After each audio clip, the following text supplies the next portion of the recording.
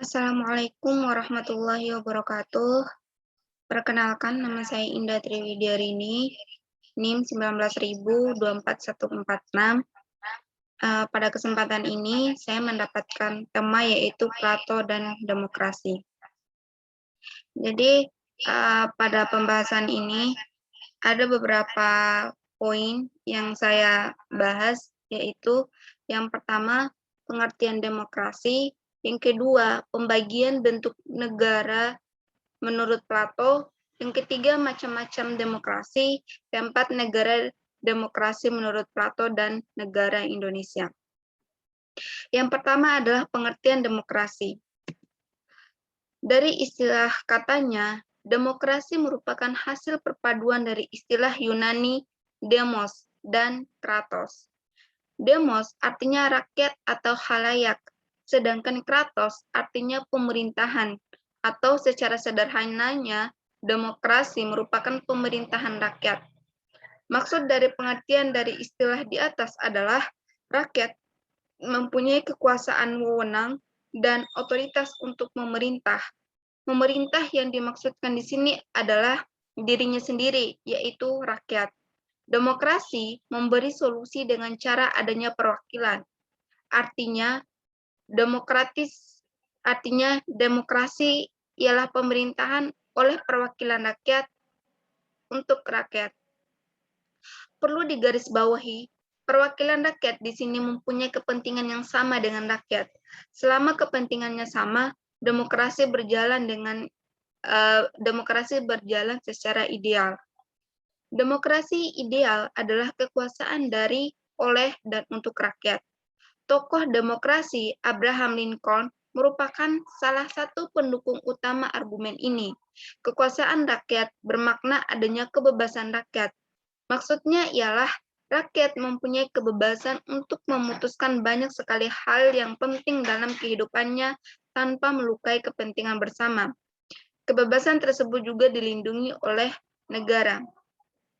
Pengertian demokrasi sanggup dideskripsikan juga sebagai sistem politik kebebasan yang dilindungi. Tidak ada kebebasan tanpa demokrasi, tidak ada demokrasi tanpa kebebasan. Namun, kebebasan tersebut dibatasi.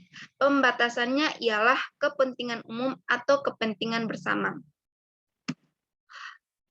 Plato semenjak 450-an tahun sebelum Masehi telah memberi citra ihwal perbedaan dari aristokrasi, monarki, dan demokrasi. Menurut Plato, aristokrasi ialah bentuk pemerintahan yang dijalankan oleh sekelompok orang yang memimpin untuk kepentingan rakyat banyak.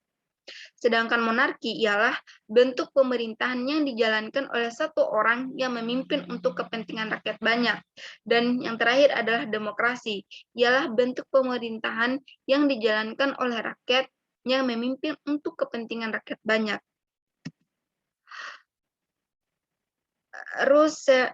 Rusemeyer DKK mengidentifikasikan 4 karakteristik utama demokrasi.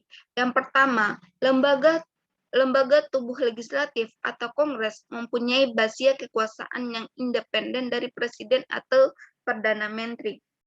Yang kedua, adanya pemilihan umum untuk menentukan pejabat negara secara reguler, adil, dan terbuka. Semua warga negara cukup umur untuk mempunyai hak untuk memilih. Yang ketiga, adanya pertanggungjawaban oleh pemerintah atau direktur terhadap tubuh legislatif atau legislatif. Yang keempat, hak dan kebebasan individu dilindungi oleh negara. Yang kedua adalah jenis-jenis demokrasi. Di sini ada 3 poin, yaitu yang pertama berdasarkan bentuknya, berdasarkan prosesnya, dan berdasarkan ideologinya. Berdasarkan bentuknya itu ada 2. Yang pertama demokrasi prosedural, yaitu proses teknis dalam penyelenggaraan demokrasi. Sebagai contoh, pilkada, pilpres, dan pemilihan secara umum. Model menentukan pemimpin secara eksklusif ialah bentuk demokrasi prosedural. Yang kedua, demokrasi substansial, yaitu wujud nilai-nilai demokratis, misalnya adanya santunan terhadap kaum minoritas oleh negara dan masyarakat secara umum ketika setiap orang mempunyai kebebasan beropini tanpa melukai kepentingan umum, maka hal tersebut merupakan wujud demokrasi substansial. Yang kedua adalah berdasarkan prosesnya, yaitu yang pertama demokrasi langsung, yaitu semua masyarakat ikut rembung dalam permusyawaratan untuk merumuskan dan memutuskan kecerdikan umum atau undang-undang. Yang kedua, demokrasi tidak langsung, yaitu sebuah kebijakan umum atau undang-undang dirumuskan dan diputuskan oleh forum perwakilan rakyat. Yang ketiga, berdasarkan ideologinya. Yang pertama, demokrasi liberal, yaitu penerapan demokrasi berlandaskan kebebasan individu. Negara mempunyai kekuasaan yang terbatas dan santunan akan hak-hak individual diutamakan. Demokrasi liberal mendukung kebebasan individu untuk berkompetisi satu sama lain secara fair. Yang kedua, demokrasi sosial, yaitu penerapan demokrasi berlandaskan komunalisme rakyat. Negara merupakan wakil rakyat yang mempunyai kekuasaan dominan. Hak-hak individual ditekun untuk kepentingan umum. Demokrasi sosial mendukung pengurangan kesenjangan sosial melalui tugas negara. Yang ketiga adalah demokrasi Pancasila, yaitu merupakan demokrasi berdasarkan nilai-nilai Pancasila. Demokrasi ini khas Indonesia. Landasan utamanya adalah sila keempat Pancasila yang paling sesuai dengan Indonesia adalah demokrasi Pancasila. Yang selanjutnya yaitu ada kelebihan dan kelemahan demokrasi di Indonesia. Kelebihannya yaitu mengedepankan partisipasi setiap warga negara untuk terlibat di dalam pemerintahan. Sedangkan kelemahannya yaitu munculnya rezim atau kelompok masyarakat yang mengatasnamakan sebagai kelompok-kelompok mayoritas yang mendominasi setiap aspirasi keterlibatan yang ada di dalam suatu pemerintahan. Yang ketiga, ada pembagian bentuk negara menurut Plato. Nah, di sini pembagian negara menurut Plato terdapat 5 bagian, yaitu yang pertama kingship atau monarki, timokrasi, oligarki, demokrasi, dan tirani. Nah, yang dimaksud dengan kingship atau monarki adalah bentuk negara yang paling ideal menurut Plato, sebab bentuk negara ini mengandaikan pemimpin yang memiliki karakter wisdom loving atau cinta akan kebijaksanaan yang mampu mengantar warga negara sebagai pada virtuous people atau rakyat yang utama. Demokrasi adalah bentuk negara yang tidak ideal menurut Plato, sebab untuk negara ini haus untuk menguasai yang lain. Sebab bentuk negara ini mengandaikan pemimpin yang memiliki karakter victory loving atau haus akan kemenangan. Pemimpin ideal untuk bentuk negara ini adalah tentara. Yang ketiga, ada oligarki, adalah bentuk negara yang tidak ideal menurut Plato, sebab bentuk negara ini hanya mengejar maupun mengedepankan pencarian kekayaan dan kemewahannya semata. Sebab bentuk negara ini mengandaikan pemimpinnya memiliki karakter luxury loving atau cinta kemegahan. Pemimpin ideal untuk bentuk negara ini adalah produsen. Yang keempat, yaitu menganut sistem yang memuja kebebasan. Plato mengungkapkan bahwa bila warga negara memuja kebebasan, maka warga tidak akan mendapatkan pendidikan tentang virtu. Tidak ada harmonis dan tidak ada kesejahteraan. Demokrasi adalah bentuk negara yang tidak ideal menurut Plato, sebab berbentuk negara ini. Terus yang terakhir adalah tirani, adalah bentuk negara yang paling tidak ideal menurut Plato, sebab negara ini tidak ada hukum dan tidak ada yang memerintah, sangat mementingkan dirinya sendiri. Memerintah